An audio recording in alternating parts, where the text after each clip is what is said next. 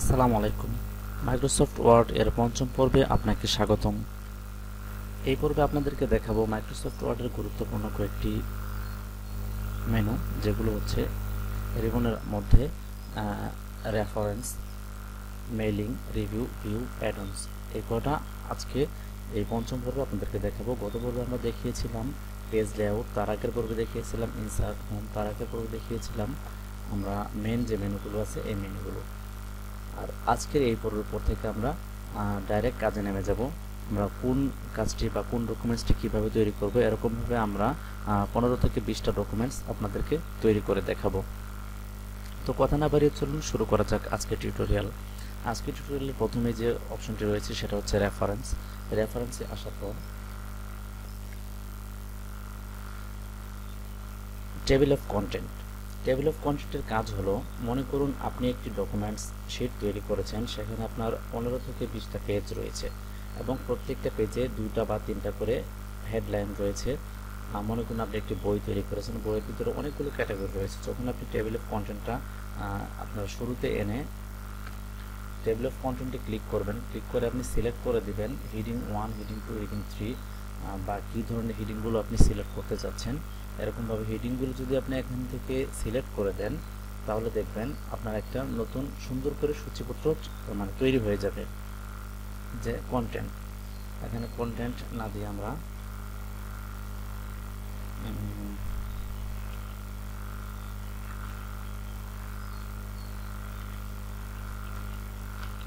Structure বা সূচিপত্র বা যে কোনো একটা কিছু আমরা দিয়ে দিতে পারবো।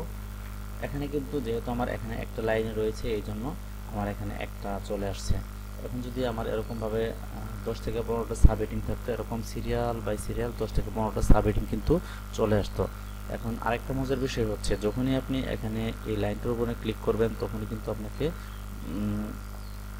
ওই যে হিডিংটা আছে ওই হিডিংয়ে আপনাকে সরাসরি পৌঁছে দেবে এক ক্লিকেই। এটা হচ্ছে সূচিপত্রের কাজ বা টেবিল অফ কন্টেন্টের কাজ। আপনি যদি টেবিল অফ কন্টেন্টের ভিতরে কোনো হেডিং না সিলেক্ট করে নির্দিষ্ট কোনো লেখাকে আপনি নির্দিষ্ট মানে সূচিপত্রে রাখতে চান, সেক্ষেত্রে আপনাকে অ্যাড টেক্সটে আপনার বেশ কিছু টেক্সট সিলেক্ট করে এখানে অ্যাড করতে হবে। অ্যাড করার পর যদি টেবিল অফ কন্টেন্টে ক্লিক করেন, তখন সেই কন্টেন্টগুলি কিন্তু আপনার সূচিপত্র হিসেবে অ্যাড হয়ে যাবে। তারপরে যে অপশনটা রয়েছে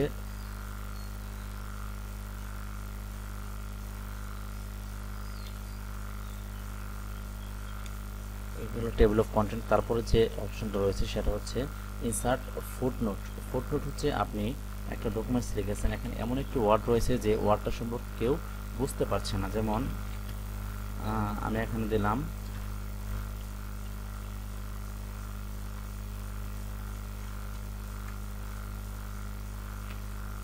Ctrl+P।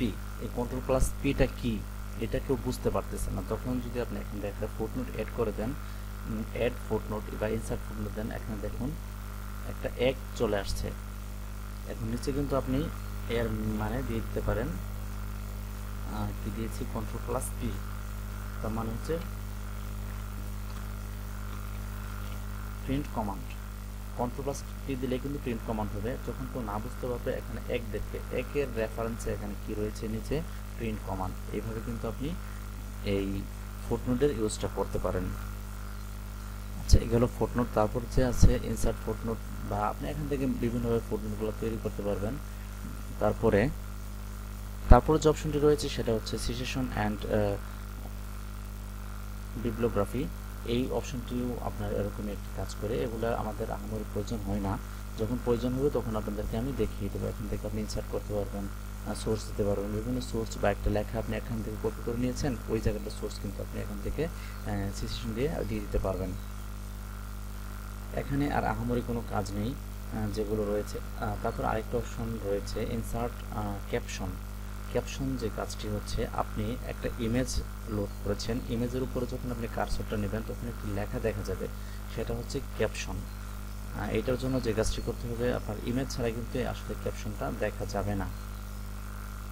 যদি আমরা এখানে একটা ইমেজ নিয়ে নিই,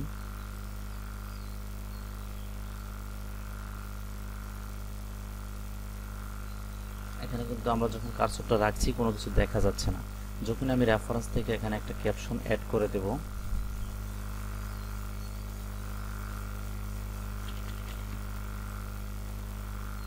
দেখুন এখানে কিন্তু আপনার এই যে ফিগার বা এই একটা ক্যাপশন চলে আসছে, ইমেজের আন্ডারে যে ক্যাপশনটা আছে ক্যাপশনটা কিন্তু চলে আসছে।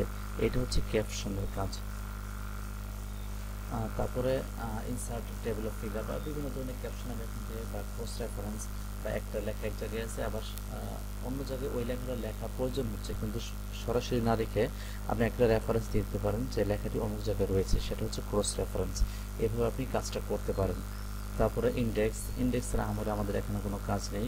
তারপরে মার্কসিয়েশনের কোনো কাজ নেই। এই কাজটি আমরা কিন্তু এই যে টেবিল অফ কন্টেন্ট থেকে করে নিতে পারি।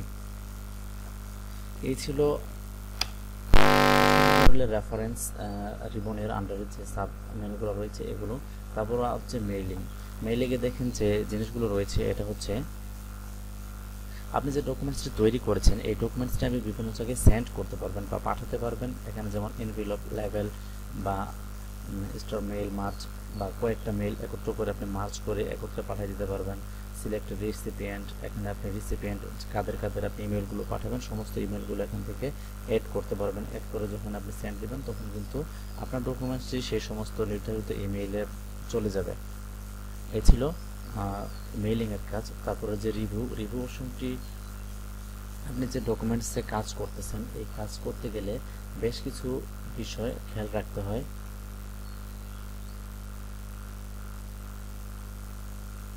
যেমন এখানে রিভিউ গেলে দেখতে পারবেন স্পেলিং অ্যান্ড গ্রামার, এখানে যদি এখান থেকে আপনি গ্রামার বা স্পেলিংগুলো ঠিক করে দিতে পারবেন। তারপর রিসার্চ ট্রাস্ট, বেশ কিছু জিনিস রয়েছে। তারপর ট্রান্সলেট, আপনি যদি একটা ল্যাঙ্গুয়েজে লিখছেন সেটা অন্য অন্য ল্যাঙ্গুয়েজে আপনি রেখে ট্রান্সলেট করতে পারবেন, এখন ট্রান্সলেট সহ আপনাকে অ্যাড করতে হবে। এই ধরনের কাজগুলো হচ্ছে প্রুফিংয়ের আন্ডারে। তারপরে কমেন্টও একটি গুরুত্বপূর্ণ অংশ। কমেন্টের কাজ হচ্ছে, মনে করুন আপনি লিখলেন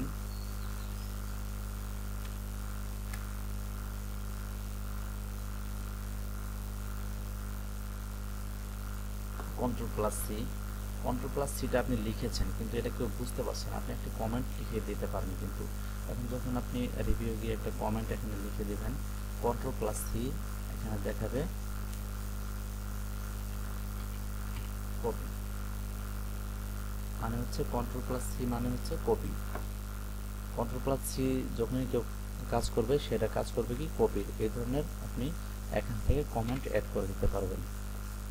এই ছিল রিভিউয়ের মধ্যে কমেন্টের কাজ। তারপর ট্র্যাক, বেলুন, এগুলো ওই ধরনের ট্রেকিংয়ের জন্য যে কিছু কাজ রয়েছে এগুলো আমাদের আহামরি প্রয়োজন হয় না, এগুলো যখন প্রয়োজন হবে তখন আপনাদেরকে আমি একটা একটা করে দেখিয়ে দেব।